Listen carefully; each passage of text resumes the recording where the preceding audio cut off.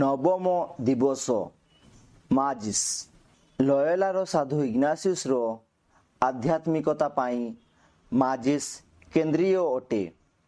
ମାଜିସ୍ ଏକ ଲାଟିନ୍ ଶବ୍ଦ ଯାହାର ଅର୍ଥ ହେଉଛି ଅଧିକ। ମାଜିସ୍ ଶବ୍ଦ ଏହା ସୂଚିତ କରେ ଯେ ଆମେ ପ୍ରେମରେ କୌଣସି କାର୍ଯ୍ୟକୁ ଅଧିକରୁ ଅଧିକ କରିବା। ସାଧୁ ଇଗ୍ନାସିୟସଙ୍କ ପାଇଁ ଏହାର ଅର୍ଥ ହେଉଛି ଈଶ୍ୱର ଏବଂ ପ୍ରତିବେଶୀଙ୍କୁ ଅଧିକ ପ୍ରେମ କରିବା।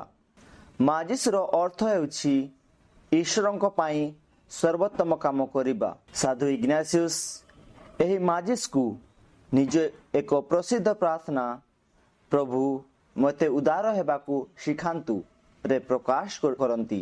ମାଜିସ୍ରେ ଚାଲିଲେ ସବୁବେଳେ ସହଜ ନୁହେଁ। ଏହା ସାହସ, ନିଷ୍ଠା ଏବଂ ନିଜ ଆରାମଦାୟକ ଜୀବନକୁ ଛାଡ଼ିବାକୁ ଆବଶ୍ୟକ କରେ। କିନ୍ତୁ ଏହା ମଧ୍ୟ ଏକ ଯାତ୍ରା ଯାହା ଆନନ୍ଦ ଏବଂ ପ୍ରଚୁର ଅନୁଗ୍ରହରେ ପରିପୂର୍ଣ୍ଣ। ଆସନ୍ତୁ ସାଧୁ ଇଗ୍ନାସିୟସଙ୍କ ମଧ୍ୟସ୍ଥତାରେ ପ୍ରାର୍ଥନା କରିବା ଯେ ଆମେ ଆମ ଜୀବନରେ ମାଜିସ୍କୁ ଆଲିଙ୍ଗନ କରି ଅନ୍ୟମାନଙ୍କ ଆବଶ୍ୟକତା ଦେଖିବା ଏବଂ ଦୟାଳୁ ଏବଂ ଉଦାରତାର ଜୀବନଯାପନ କରିବା।